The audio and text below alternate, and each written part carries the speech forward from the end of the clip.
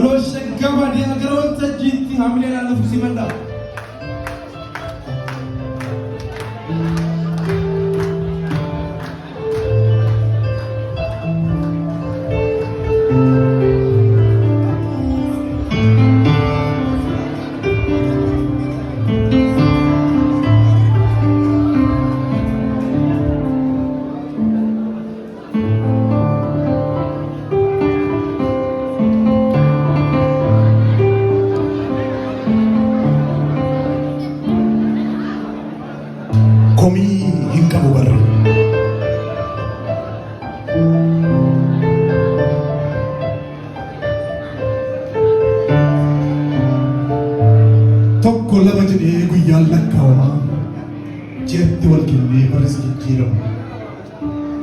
Kambara ko matus bulle bari genne kambara farfatunis bulle wadarki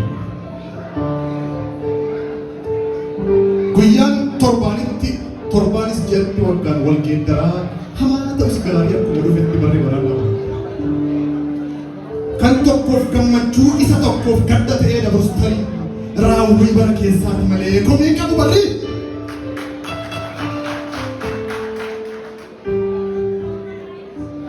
Hammeenya biqilaa yoo sun hoffol dhugaan gara deemnaan dhalti dhugaa caalee yoo dhalti maseenaa sangaan jabbii galee yoo dhalti raafamnaan itti tuubitee galee kun otu ta'uu qabaan yoo wal jibbee firrii kan komatan nama malee maal barii qaba barrii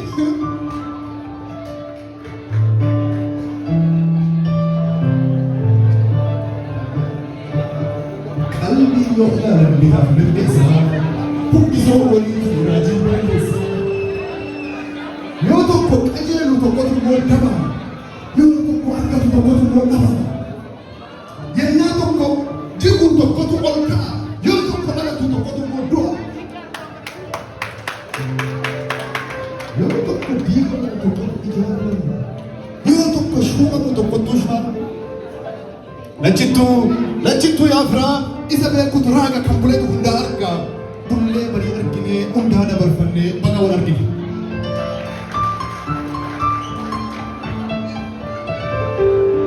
barri dhufe darbe martu hamam ata usgari akkuma dhufetti baraan darba barri adeemsuma keessa martuu godaanee lufa inni hin darbine waaqummaa qofa abdii fi amilee yoo of keessaa qabaate وما أفرق هذا بأما موركته فل ساج قل جيش وتريه هكته أبدي في أملي وفكيس هكباته هم يا جماعة قلنا من اللي ما فقاته بري كفيدر دمرتو أمينا نسيبه ركوا فرورون ترى دانغا ترى تيمو فأروما كل فنّه وندمادن دنيا سبكو أكثر واقع تجران يا سكيني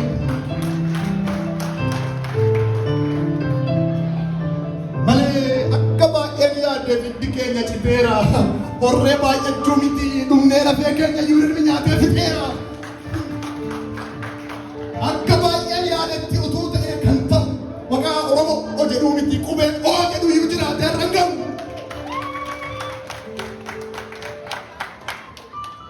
But we did the Busanita and he will have it.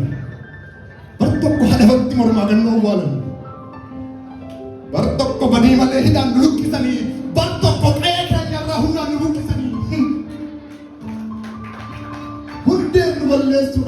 After collega di impegni, Catola Wakati Giovanni Raghetti. Hintagari to Hinchi Indulo, but leader based in the Gujarata. Marreva Gajarata, Kacha quasi Fati, Achundanza, Ajana Sets.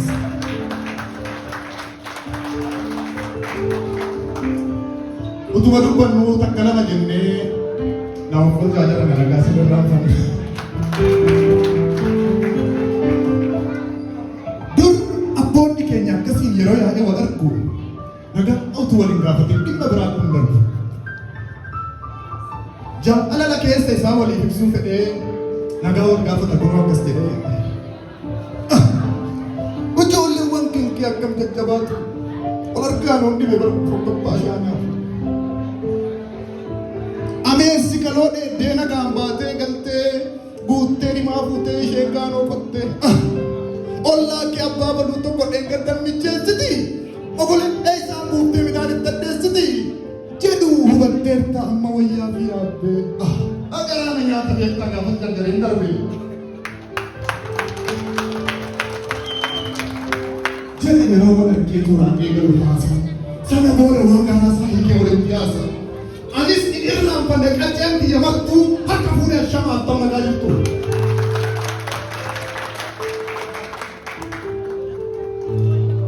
akkuma beekamu namni yeroo maraa nagaa wal gaafatee dhimma isaatti tara yoo oomillee nagaadhaan wanti hundaa dursu jecha nagaa jedhu kana jechi yoo hin ibsu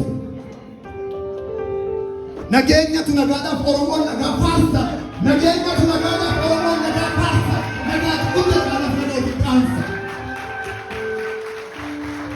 gaaddisa aara galfii qabseetu asirratti sabboonaa fi goonatu namaa fi naqcii warri uumaan tolchee qabdan seenaa guddoo warri koontoof daariin warri sikkoof mandoo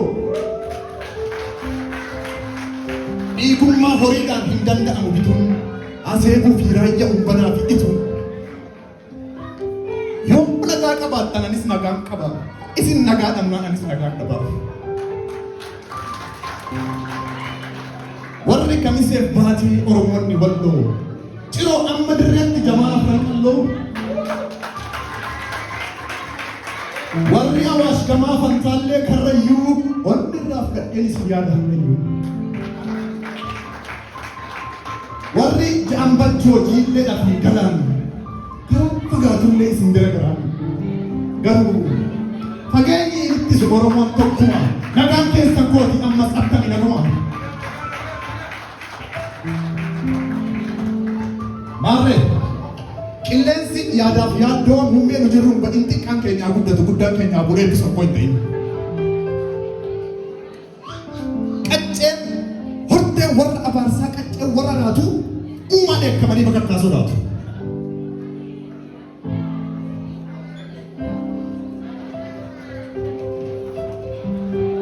Oromoo inni kottoonfatee cafa keenya eegu walumatti malee kophaa qofatti hin jiru isa ofumaa odeessan sana haasa'a akka haasa'a arraba machii isa ofumaa odeessan akka haasa'a arraba machii Oromoo warra asiitiif Oromoo warra achii isa jedhan sanaan akkam takka akkamii dhabne ragaa bobborooti isin yoo beektanii kan booti warra asiif achiin beekanii Oromooti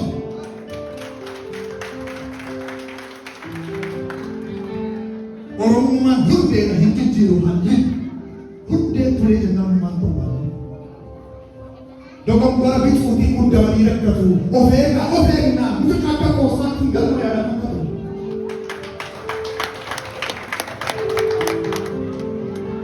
inni immoo inni asii ala guddee hojii waraana itti gargaarsisu waa'ee dhiyeessa nama yaadaa dhaqee gurguramu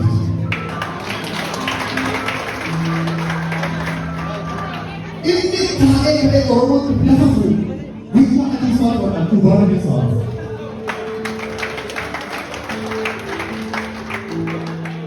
inni nagaan gutaadhaan Oromoon gargar diigu marataa fi zoona maraatanii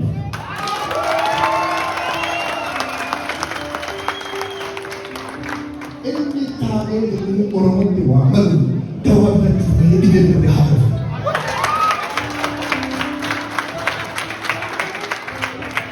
harkas Oromoo cabsuudhaaf kiyyoo shiraan kiyyisu garaan isaa boqa jedhi bishaan haa dhibbisu.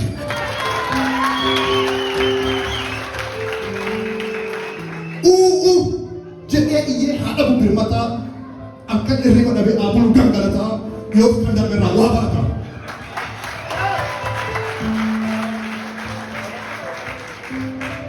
Maarree silaa baay'een jedha tarree galchee dubbii. Dubbi toltu lamu sin ta'uuf illee deebii. Ammoo maafan dhiisanan dubbadhaa tarsaa fi ani dhageessanii dhagayuu baattanii kun dhimma keessanii. Artiidhaaf iddoo laannaa daraa waaqaaf lafa Oromoo. Artiidhaaf iddoo laannaa daraa waaqaaf lafa osoo isin jirtanii artiin keenya maaliidhaaf dadhaba maaliif immoo laafa.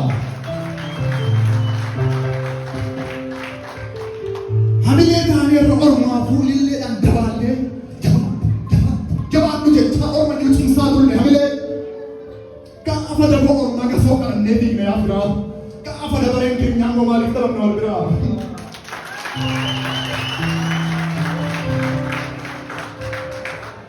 hojiin gaarii tokko hojii gaarii hin taane dhibba akka caalu namni mataan isaa balaa hin beeku wallaahi hojii gaarii hin taanetu gaarii itti fakkaatee osoo oyin dammaqiin baay'ee biyyoon nyaate nus utuun dukkanaa hin qabanu yaachisu akka nama duunetti yaaduun hin barbaachisu qabeenyi hedduu qabaadhu laafaa ta'e deegaa qabeenya hedduu qabaadhu hayyuu ta'e beekaa yookaan laafaa homaa ol kan qabne yaraa ta'e deegaa beektee qabaattee immoo laafaa taanaa yaadni si keessaa beekaa hin jedhamtu ati dhabaadha hiyyeessa garuu dhabdee immoo dansaa taanaa yaadni sirraa hubatamu ati beekaaf fayyuu akkan beekaleessaa fayyadu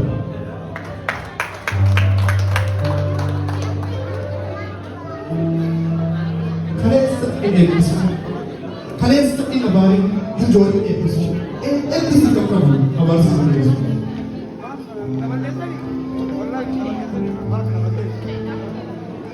gaa sila abaarii jedha dubbitu oltuu namni hin ta'uuf malee dirbii amma maafadhii sanan dubbadhaa barsaasee dhageessanii dhagahuu baattan dhageessanii dalagoo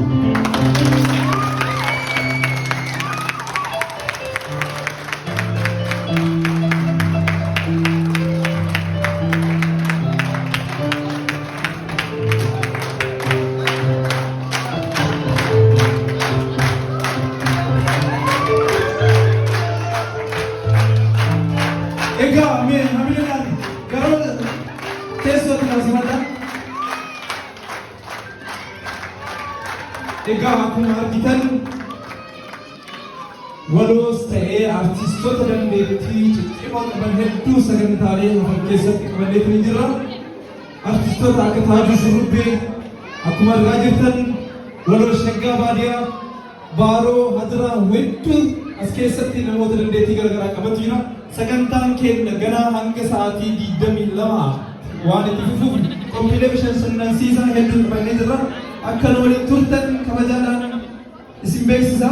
Egaa kanatti aansee artiist Abdii Faadis haasawa gabaabaa albama Dansameeraa irratti bu'aa bahii fi akkasumas wantoota keessa darban keessattuu albamni kun eebbifamee guyyaa kana gahuudhaaf waggoottan kurnan darban keessatti bu'aa bahii hedduu irratti dalagamee jira. Albamni kun waggaa 10 dura kan dalagame bifa haaraa mooderni ta'ee kan dalagamedha. Egaa amma Abdii Faadis gara waltajjiitti nafsi badhaati haasawa gabaabaa kan fudhatu.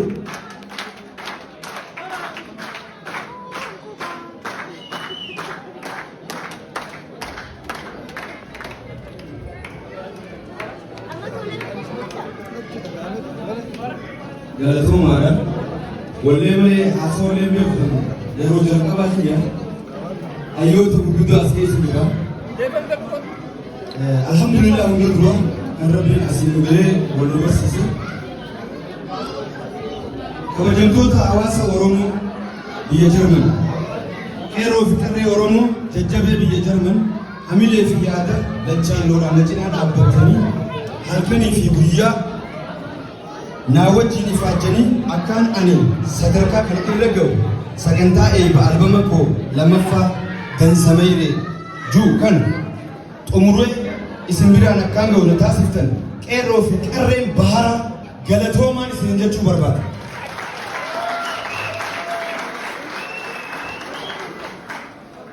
Keessummoota koo sagantaa eebba CD albama lammaffaa Dansameeraa jiru irratti yaamicha koo dhageettanii har'a nuti itti argamtan hawaasni Oromoo biyya Jarman galatoomfachuun barbaada. Galatoomaa. Akkasumas keessummoota koo fagoo deemtanii kan dhuftan har'a hamilee naaf ta'uudhaaf biyyoota adda addaa irraa kaatanii kan nuti itti argamtan saayibboota kiyyaan hangaftanii otoo wanni takka isin irraa nafu badhaasa adda addaatiin miidhagsitanii sagantaa kana onna godhuu keessatti bakka kiisha keessanii baaftan rabbii gurguddoo isin yaada baluu artichina jiraachuu qabna. Akkasumas ijoolleen biyyattooti kanneen Oostariyaa irraa dhuftanii obboleessa keenya irraa hin hafu jettanii asitti argamtan, obboleeyyan kiyya kanneen Neezerlaand irraa dhuftanii asitti argamtan, obboleeyyan kiyya kanneen Faransaay irraa dhuftanii asitti argamtan, obsaa akkasumas Badrii hundi keessanuu maqaa takka takkaan yaamuu baadullee galatooma isin jechuun barbaada. Kanatti aansuudhaan haadha manaa biyya miskiititti adde Faayisaa Aliyyi ta'usoo dadhabeetii ta'usoo ani yaadee aarullee hamilee naa taatee walaloo fi yaadaloo yaadu jira faayoo gisee janaaf shisu cinaan jira naan jettu galatooma jechuun hin barbaada.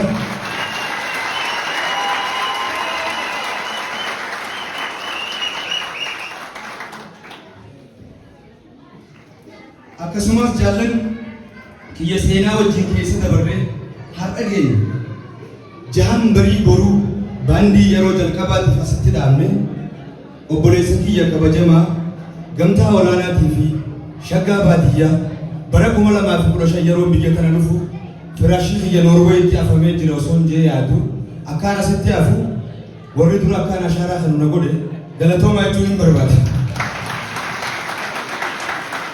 Barri 2015 anaaf seenaa lama qaba.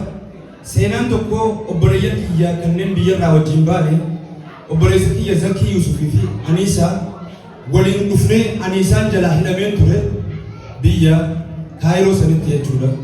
Guyyaa 10 wajjin hidhamnee obboleessa kiyya Saad Yusuf yeroo jalqabaatti guyyaa Saadii wajjin itti wal barre guyyaan sun guyyaa sanii jechuudha.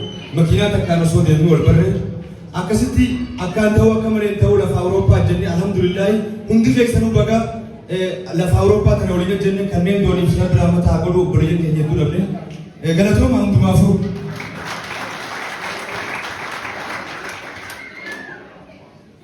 Itti aansuudhaan albama kanaaf akkaan baasu qabsoo gurguddoo kan naa wajjin godhe obboleessa kiyya gamtaa bulloo olaanaa isteediyoo xiqqaattuu guddattuu mana isaa keessatti dhaabe wallaala keenyaan akka beenutti waraabne sagalee asii biyyatti ergine muuziqaa ummata biyya keessaa ni jiran jaan hojjechiifne gurra keessaniin akkaan ga'u kan na godhe galatoome jechuun hin barbaada.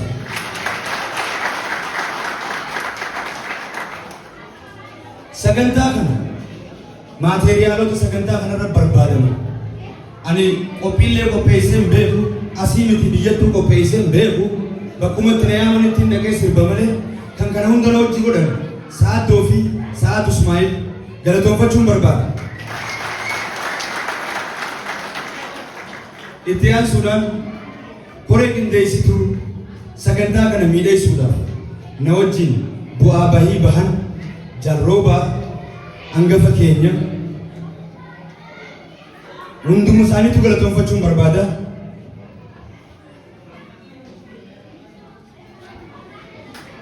Obbo Xaayiraaloo jalqabaan isinitti haasawa isin beeku waraqaarraa laalaallee haasawuu hin beeku jeeti na of kolchaa isiniin jecha obbo Xaayiraalootis akkasumatti galatoonfachuun barbaada. Kaniin gaa dubbadhee fi kaniin dhiise hedduu koreen qindeessituun sagantaa kanaa qarree fi qeeroon biyya tanaa kan bakka nyaataa keessa dhaabbatuuf kan asmootti dhaabbatuuf kan hulaara dhaabbataniif kan badhaasaa jirtaniif kan badhaasamaa jirtanis galatooma. Ani haasawallee hundee hureefuun dhaammadhee dubbii takka qofaan dabarfachuu fedhaarra carraan harkadhe kanatti hayyicha tokko Sheekh Mahamad Durrii Jaalanii Durrii Baasoo biyya keenyaati. Maal jee seetan qaamuma isaa kanaatu wal didee'a qaama kana guutuu harka takka ija gurra afaan miila funyaan hudduu wal didan wajjin jiraannu waliin jaanii jechuudha. Harki anaatuutu waa isiniif fida gulii booda waa takka illee hin fuudhuu jeetu dide miillinis anaatu isin hin deema lammata isin hin deemuu jee murteessa. Ijjinis gaajara keenya anaatuutu isinirraa harkaa waa takka isinirraan harkuu jettee. Funyaanis gaa urgooytuu fi ajooytuu anaa isinirraa fuunfata lammata isinirraan fuunfadhu jee. Afaanis waa hunda anaa gad dabarsa ammaa boodan dabarsu jettee. Udduunis ajaa'isa sitti namaa boodan baasu xiiqna bajji. Kana gaa dubbii wal qabdee namichi boqoqee xiillee wanna ta'e beeku. Hogguusani raabsituun dhiigaa onneedha. Onnee dhufaa kennu akkasitti raabsituun yaa jara keenya haala kanaan jiraachuu dandeenyu. Nu hundinuu akkanumatti oola quuteenya. Jara keenya haalli kun gaarii miti jettee buute manguddummaa onnee. Onnee manguddummaa buutus rabbi nu haa godhu. Oromoon yoo akkasitti walii galee qofa kan ta'e baba'uu dandeenyu hogguusani achirraa du'aa'ii godhee jechuun Sheekh Muhammad Durriin dhagayaa jiran isiniif hin godhaa du'aa'ii. Jara keenya ija waan takka agartu isin haa godhu jee ohuma takka miila karaa tokko deemu afaan waan tokko dubbatu funyaan waan tokko suufu harka waan takka fuudhu qalbii waan takka yaaddu akkasitti du'aa'ii tana godheefi anis tanumaan isinii goolabuu barbaada. Haasoo kiyya keessatti dogoggorroo jiraate ifama nuuf tolchaan isin jechuu barbaada. Keessummoota keenya kanneen as jiraatan hundummaan keessanuu galatooma. Keessaafuu obboleessi kiyya jaalatamaa fi kabajamaa Abdoo Qaadii Abbaa Jabar qabsoo uummata Oromoo keessatti gahee guddaa shoora guddaa warra taphachaa turan Suleeman obboleessi kiyya kumsaa Oromiyaa shoo quxura hulattii immoo nu rabbarkin nu godhisin jechuun barbaada. Galatooma.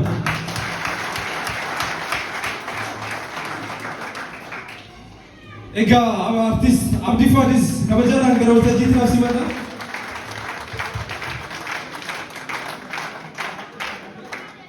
Maarree albama dansameerree bu'aa bayii hedduu keessa darbeetti as uummata Oromootiif kan qaqqabe kana hawaasni biyya Jarmanii akkasumas Yuuroop naannoo garaagaraa irraa kan dhuftan akkasumas hawaasni laayiviidhaan hordofaa jirtan karaa toora onlaayiniitiin bitachuudhaan akkasumas siidhiidhaan biyyoota Ameerikaa Osfaanaa irratti kan gurguramu ta'a. Egaa hawaasni galma kana keessatti argamus albamicha maastarii kana caalbaasiidhaaf dhiyeessinee jirra. Albama maastarii kana eenyutu fudhatee galaa kan jedhu wajjinuu laallaa. Sagantaa caalbaasii kana kan nuuf gaggeessan Muhammad Amiin fi Sa'aad Ismaa'eel gara waltajjiitti naaf simadha.